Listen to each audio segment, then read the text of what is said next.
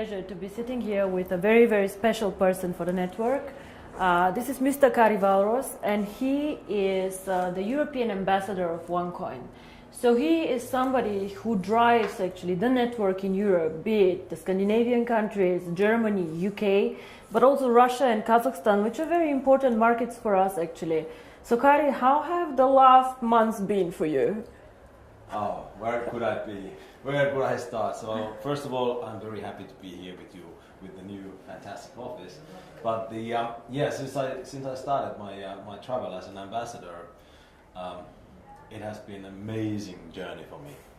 I've been a kind of a rock star in this industry long time, but actually this is created me first time in my life to be a little bit humble, but absolutely honorable to have to work with the people, because I never seen so many happy people in my life ever. So wherever I arrive, people are happy and smiling and very polite, and it feels like a big family which is being created all around. So it's been an amazing experience so far. So I know you want to ask me some questions, but before we do this, I want to ask you one. We all know that I'm more a financial person and not so much in the network, but share with me, why do you think people like OneCoin so much? What is the reason that they get excited by the concept and like it? I think first thing is because there are no demands. It's, you can join and you are not asked to do anything. That is something that people are attracted to. And once they get the right information, which is, by the way, not really available because there is so many wrong information, but once you give them the right information, it's so simple and clear and understandable. And I think because there is no demand and people see that they belong something. Mm-hmm. They belong something bigger, and this is how I think it is the most important thing. Well, this makes me, of course, very, very happy. Now, you want to ask me a few questions, so go ahead. Well, of course, I work basically in Europe and CIS. So, what Europe means to OneCoin? Well, Kari, we started actually. OneCoin was when we started. It was strongest in Hong Kong and in China. So we opened the first office in Hong Kong, and we received huge support from these markets. China is a very, very interesting country. They love innovations, they love cryptocurrency, and they supported us in the beginning very, very much. Then when I speak about cryptocurrency and the users of cryptocurrency, I believe the emerging markets will be the users actually of cryptocurrency, not so much Europe, because Europe is spoiled. If I want to send money from Bulgaria to Sweden, it's very fast, yeah? It goes really, really fast. Or the guys from Germany to UK. It is not that difficult, like, for example, from Singapore to India. But what for me is special about Europe is Europe normally are the earliest adopters to any technology. Very, very sophisticated people who understand innovation, who are the first ones trying it out. So whenever they get excited about something, it gets quite big actually in the world. All the iPhones and all this, they started in the US, but the Europeans also like this a lot. And I think the European market currently gives us huge support to roll out to the emerging markets. Even if they do not use the cryptocurrency so much, they practically enable all these people who will join later in Africa and in other markets to use OneCoin. For example, let's say you hold 10,000 OneCoins, and in 3 years you decide to sell a part of this. Your buyers most probably will come all from emerging markets, because these people, they do not want to buy the currency as an investment, they want to buy it as a payment system, as a carrier of value. So for example, maybe some Indian person will buy 100 OneCoins from you in Singapore to be able to send this 100 OneCoins to his wife in India.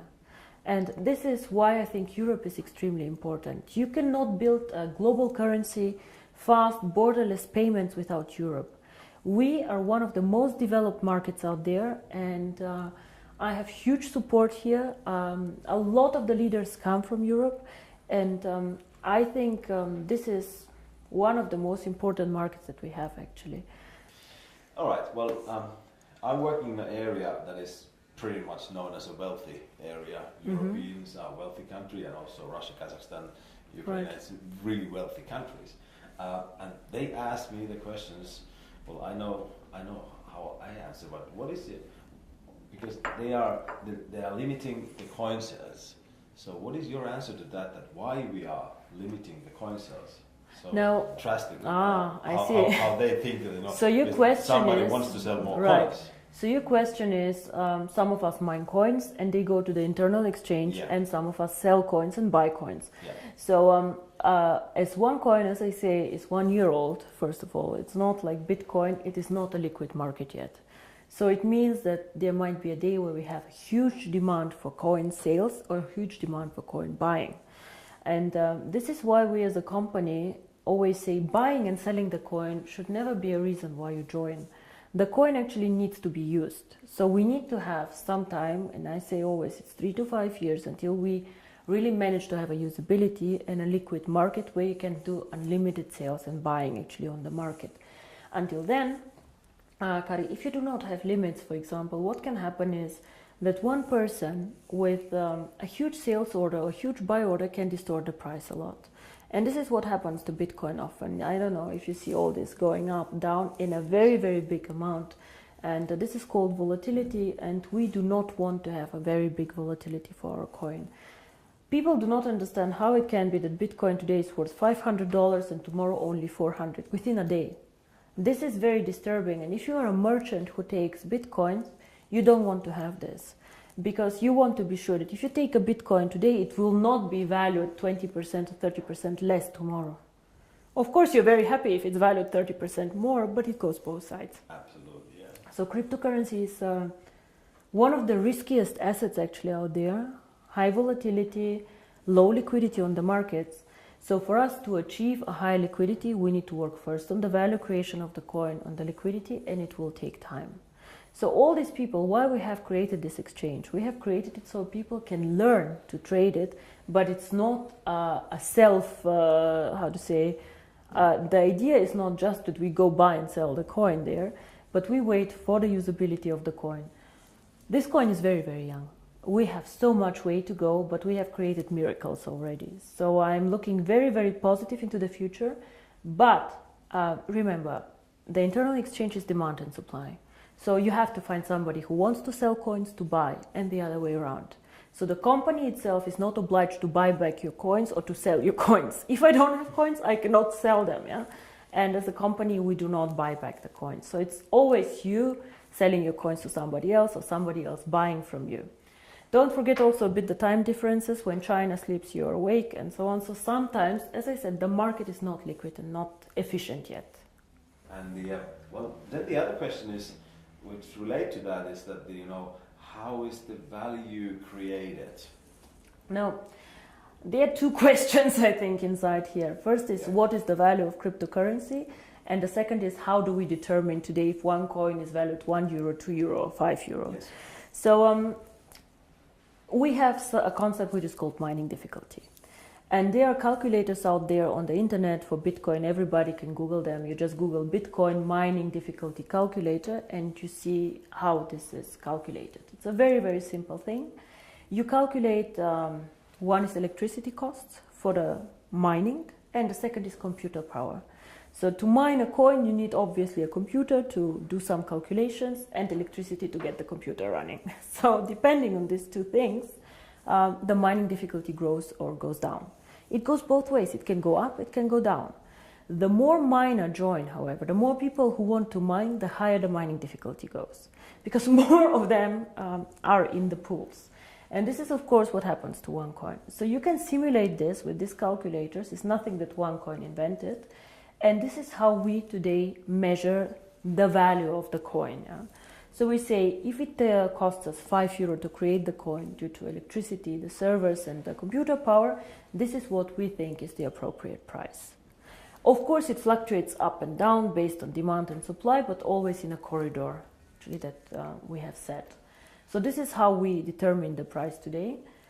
And the second question that you had actually is, but one day we go to the open market, so how do we know what is the value of this cryptocurrency? Why is Bitcoin worth $400 and not 1,000 or whatever? And here, in my opinion, there are two things how we determine the value of cryptocurrency. Cryptocurrency is not backed up by anything. We know this. So it's actually worthless. So it's not backed up by gold. It's not backed up by any other asset. OneCoin is not backed up. Yeah? Bitcoin is not backed up. But there's still value inside, and I tell you why. One is, first of all, the brand. Bitcoin currently have a very strong brand. Everybody knows them. They were the first one. Of course, there are always good and bad things about the brand, but they are very well known. Milka Chocolate is a very well-known brand. Procter & Gamble are a very, very strong brand. So the more people joining OneCoin and the more people speaking about OneCoin, the stronger our brand becomes. And this, I think, is something that makes us really a family, because if you go in the network marketing approach and go and sell shampoo, it does not make you stronger if somebody on a sideline sells shampoo. Only your downline makes you happy. But here, if another team makes OneCoin popular out there, this makes also your coin stronger and your team stronger. And this is something very, very special about OneCoin, I think. So the brand. And we have currently about 2 million paid members. In the database, we have over 10 million people who know about OneCoin. So we for sure have more users than Bitcoin, for sure. We are different, we are in a different system, but there are 2 million people who tomorrow could start using the coin if we want to. And this is great. So this is one part of the value, but most people use Bitcoin currently as value storage, like gold. I put it in the safe and I keep it there, which is okay, but a bit of a dangerous concept. Everything that goes up can also go down, and you're not special. You know, and if you're not special, why use OneCoin? Why not use 2Coin, 3Coin, dark coin, who knows? So we are probably one of, or probably the only company who focuses so much on usability of cryptocurrency. Why cryptocurrency? How can it change the world? And our two slogans are the future of payments or join the financial revolution. We believe that actually cryptocurrency can be a vehicle for money transfers. So for example, as you do Western Union transfers, you can use cryptocurrency to do a transfer. Fast, borderless payments. And there's a huge demand for this. 2 billion of people have no bank account. 2 billion. Of course, we cannot capture all of them. But again, if we capture only 10 million or 100 million people, it's a network. It grows so fast. We see what happened, you know.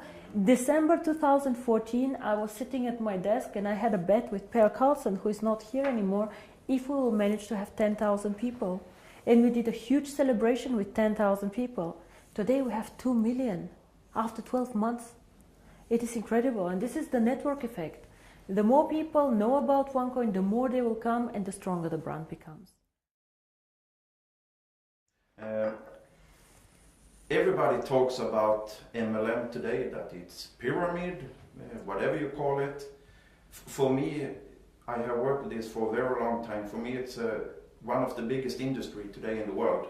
But if I ask you, why did you choose to do MLM, to build this company up? I know that you have a background in financial everything, but why did you do this? It was not an easy decision, first of all, to do network marketing. When I started OneCoin, my vision was to do cryptocurrency.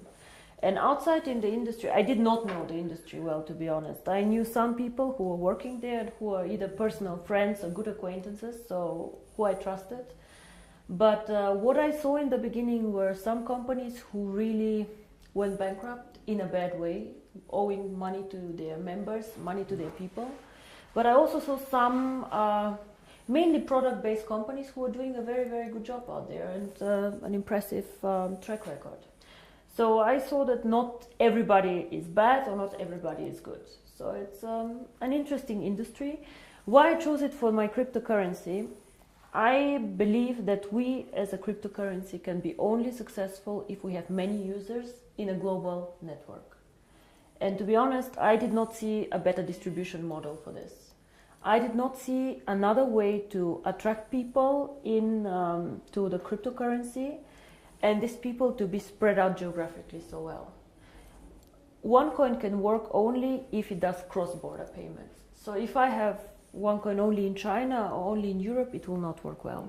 We need the emerging markets, which is Asia, Thailand, Philippines, India, Africa, very, very interesting. These are the users of the coin. And if I would have gone in a traditional way, let's say with an IPO, with big investment funds, these people can buy, let's say, 100 million of coins, but they keep them, they do not use them.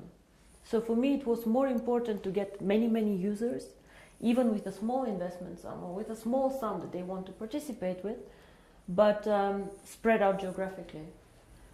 And until now, I do not regret it. It's a very competitive industry. Unfortunately, sometimes I see the concept misrepresented. Yeah? We focus mostly on education, financial education, because in my opinion, nobody can understand cryptocurrency, nobody can understand even the financial world out there without education. So education is our product, and some of our members choose to mine the coin. By the way, I don't know if you know, but currently I checked the numbers, about only 10% of our members mine currently the coin. Oh. Only 10%. So a lot of the people, or I think most of them, actually participate in the program for the education. And this is something that makes me really happy, because this is what we are. We would like to foster a financial revolution, and financial revolution always comes with knowledge, education, and I think this is a very, very big part of the company. Now, Per, you asked me about the future of the network once all coins are mined. Now, I see the network as its own system, as our own ecosystem, and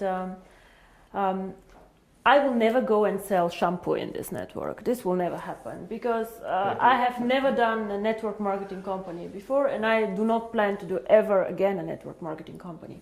But the network itself is a value. It's a business that you guys are building. And for us, of course, it's also a value, because we can push our ideas through this network, and we can do a lot of things there. So to me, the ideal future of the network is to push, even when all coins are mined, the value of the coin. Be it to attract merchants for the coin, be it to create products who are connected to the value of the coin. And all what this network should focus on is something that somehow enhances the value of the coin. You guys know that we did some acquisitions, actually, some networks that joined us. For example, Conligos, OPN. All these networks somehow helped us to build up the coin. Either they had interesting software for us, or they were geographically interested. But we never let somebody join us just because it's good or just because it's more people. We always strategically think of the future of the coin and how to make it stronger.